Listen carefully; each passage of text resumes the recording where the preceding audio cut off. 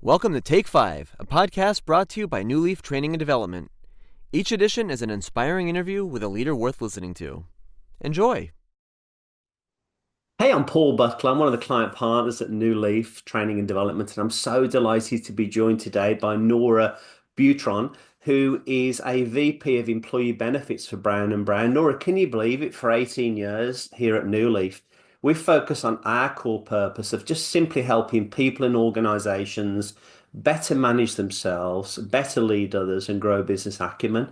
I just wondered, what are your recommended best practices to help people and organizations be their best? But please do start, though, by telling us a little bit more about your organization, what you do and who you serve. So over to you, Nora, and I'll wrap it up when you're done. Great. Thanks so much, Paul. Thanks so much for having me. I just wanted to share with you guys. So Brown and Brown is the organization that I work with. We are the sixth largest broker in the nation. We specialize in full service, P&C, employee benefits, 401k advisory, and all of the other services. I would say what's most unique about my practice or my office is that previously, before being acquired by Brown and Brown, we were a private, more boutique firm under the Hayes Companies umbrella. So from a service standpoint, a lot of the service that we provide is white glove service, and we do truly become an extension of your team and take pride in that. All the while being able to also now under the Brown and Brown umbrella, being able to tap into the national resources of a larger organization, public firm such as Brown and Brown.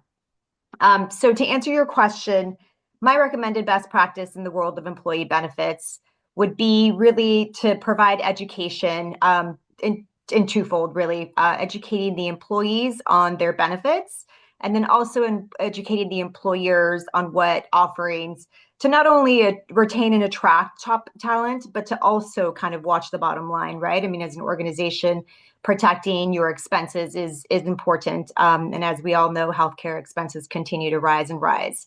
So the first piece, educating employees. I look at benefits on a daily basis. So for me, it's kind of second nature. But I think just understanding that the average person does not really understand what their medical plan consists of, whether it's the deductibles or the coinsurance, or if they're going to go into a procedure. And I think just really understanding that medical insurance means something different to each individual, whether they're going to have a procedure or whether they're just, having an office visit or whatever it may be. Obviously, somebody who's going to utilize it a lot more has to be more educated. So we take the approach that, we see one of the biggest challenges is that employees do not understand their plan. And so we take it a step further to make sure that they know what deductibles are, if they are going to go into a procedure, what that's going to mean, because ultimately a huge expense like that can be detrimental to an employee. And so having them, giving them, empowering them with the knowledge of understanding their medical plan and what that cost could be is really what, helping them understand and empower to be their best. And from an employer standpoint, like I mentioned, being able to offer plans that are competitive, that do attract and retain top talent, all the while being able to design plans that are going to protect their plan ultimately.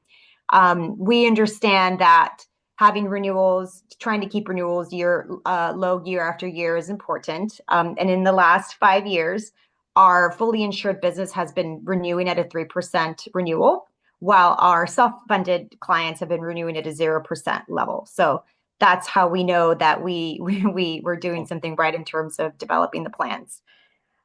We have a lot of unique strategies. I would say 80% of our clients nationally are self-funded. So we definitely do know how to dissect these plans and just educating employers on what's important and how to protect their plan is really where we shine.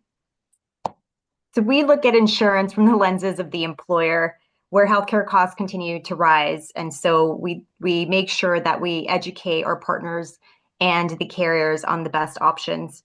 And it's crazy to think that the number 2 business expense next to payroll is medical insurance. And yet that's only looked at and evaluated once a year, typically around renewal. So we like to take a very proactive approach where we're looking at this on an ongoing basis to make sure that we're offering the best education and the best plans possible. Brilliant. Well, Nora, thanks ever so much for those really clear insights around, especially around your organization and how you differentiate yourself. And, as a finance person, I often say I'm a recovering accountant. It's kind of music to my ears to hear that focus on the strategic benefits of employee benefits and obviously controlling that expense accordingly while still obviously attracting and retaining talent. If I can just give a message out to the subscribers to keep an eye on the events page for the activities that we're going on throughout the course of the year. Most are available for free for subscribers. Nora, could I offer you a virtual high five? Of course.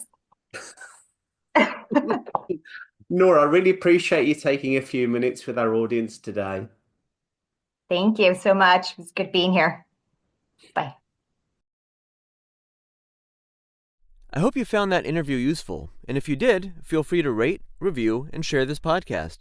We'll be back next week with another episode, and we also invite you to check out our other weekly podcast, Going the Extra Mile, which is sure to lift your spirit and encourage you in today's working world. Bye for now.